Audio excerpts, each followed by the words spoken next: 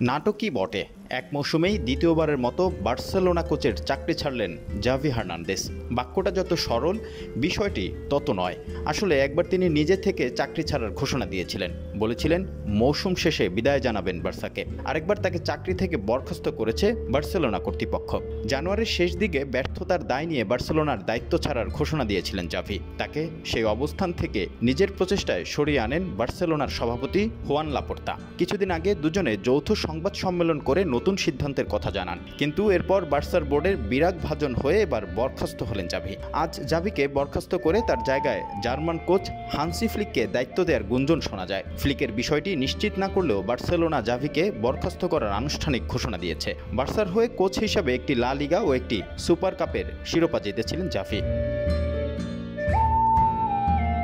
Barcelona তাদের ওয়েবসাইটে দেয়া এক বিবৃতিতে বলেছে, দুপক্ষের আলোচনা ভিত্তিতে 2024-25 মৌসুমে জাভির আর কোচ হিসেবে না থাকার বিষয়টি চূড়ান্ত হয়েছে। এই বৈঠকে জাভি ছাড়াও বার্সেলোনার গুরুত্বপূর্ণ ব্যক্তিবর্গরা উপস্থিত ছিলেন। বিবৃতিতে বলা হয়, বার্সেলোনা জাভিকে কোচ হিসেবে তার কাজের জন্য ধন্যবাদ জানাচ্ছে, পাশাপাশি খেলোয়াড় এবং অধিনায়ক হিসেবে অনবদ্য ক্যারিয়ারের জন্য তাকে ধন্যবাদ দিচ্ছে।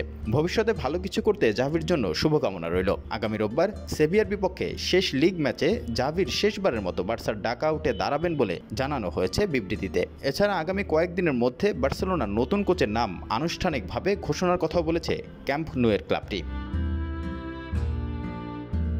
জানুয়ারি মাসে অল্প সময়ের মধ্যে রিয়াল মাদ্রিদের কাছে স্প্যানিশ সুপার কাপের শিরোপা হারানোর পাশাপাশি কোপা দেল রে থেকেও বিদায় নেয় বার্সা। লা লিগায়ও সেই সময় বাজে অবস্থার মধ্যে দিয়ে যাচ্ছিল তারা। 21 ম্যাচ শেষে শীর্ষে থাকা রিয়ালের চেয়ে 10 পয়েন্টে পিছিয়ে ছিল জাভির দল। এমন পরিস্থিতিতে ভিয়ারিয়ালের কাছে 5-3 গোলে হারার পর জাভি ঘোষণা দিয়েছিলেন মৌসুম শেষে বিদায় নেবেন ক্যাম্প নো থেকে। সে সময় চাকরি ছাড়ার ঘোষণায়ও জাভি বলেছিলেন, আমি 30 জুন চলে যাচ্ছি।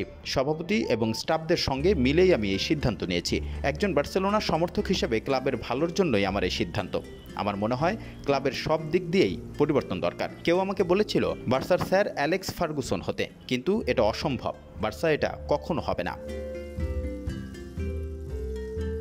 জাভির বিদায় ঘোষণা যেন বদলে দেয় বার্সাকে।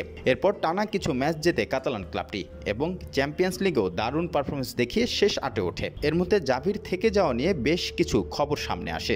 এপ্রিল শেষ দিকে বার্সায় অপূর্ণ কাজ শেষ করে যাওয়ার কথা বলে নিজের সিদ্ধান্ত বদলের কথা জানিয়েছিলেন জাভি, কিন্তু নাটকের শেষ সেখানেই হয়নি। বার্সেলোনার আর্থিক সমস্যা এবং মনের মতো দল গঠন করার জন্য সেটা একটা বড় বাধা নিয়ে কথা বলায় বার্সার বোর্ড কর্মকর্তারা চটে যান জাভির উপর। তারা লাপোর্তাকে চাপ দিতে থাকেন জাভিকে যেন ছাঁটাই করা হয়। অবশেষে সেটাই হয়েছে।